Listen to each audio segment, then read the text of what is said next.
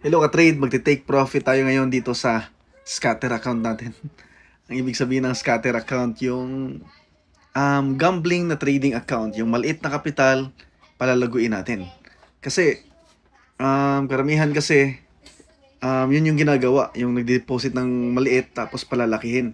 So ito, nagawa naman natin, pakita ko sa inyo.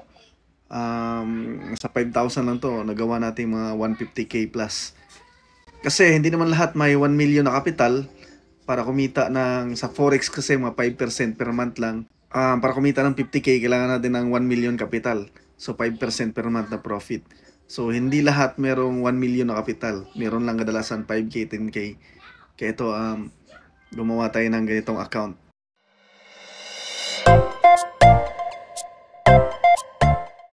So check natin sa history ilagay natin sa month.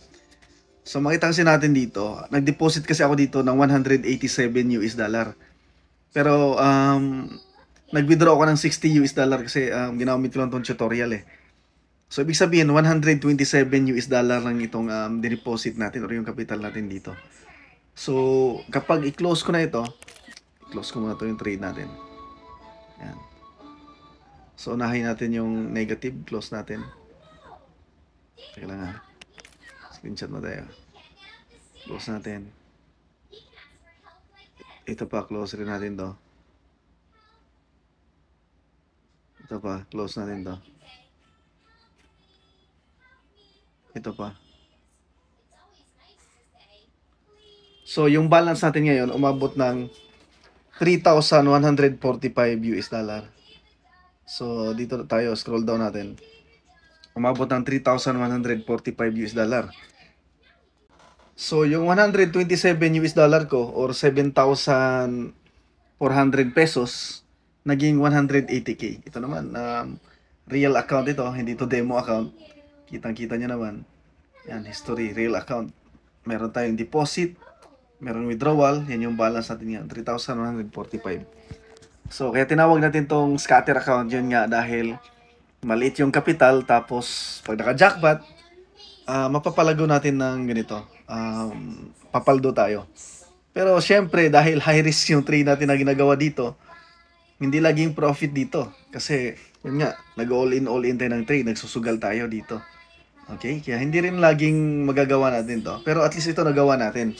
So, nag-transfer tayo ng 100 US dollar sa bago nating scatter account. Kasi ito, okay na to, good na to. Kukuha lang tayo dito ng tig 100 US dollar kapag natalo. Okay? So, kung matalo man yung 100, marami pa tayong bala. Nasa 3,000 ba to?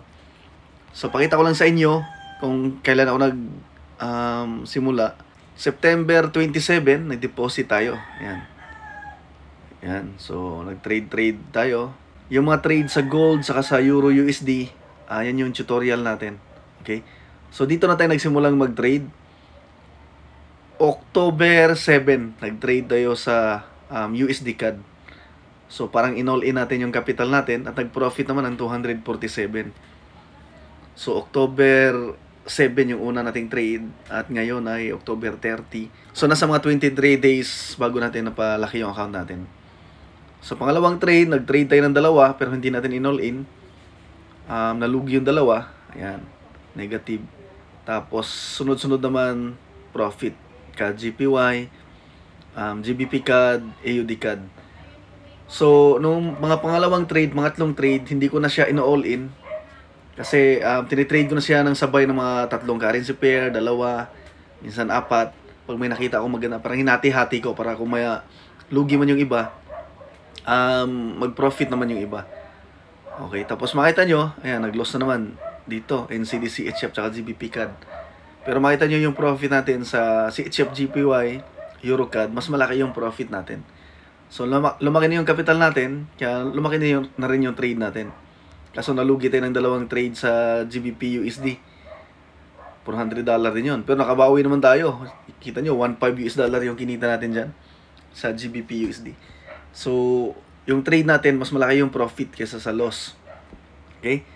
So, na-loss ulit tayo sunod-sunod. Isang 300 sa isang 182, pero naka-recover naman ang 336. Tapos, tatlong sunod-sunod daw malalaki. So, ito naman, binawian naman.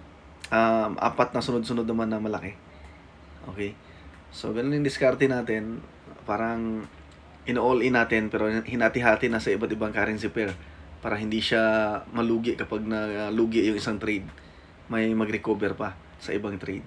So yun, kung gusto niyo pang matuto dito sa scatter strategy, kung ano yung mga trade ko, signal, so mag-join kayo sa private Telegram group chat ko. So i-message nyo lang sa Facebook ko, ito yung Facebook ko, Legit My Blue Check, yung MT4 at MT5 ID ninyo. Yung Facebook ko nasa comment section or nasa description nakalagay. Tingnan nyo.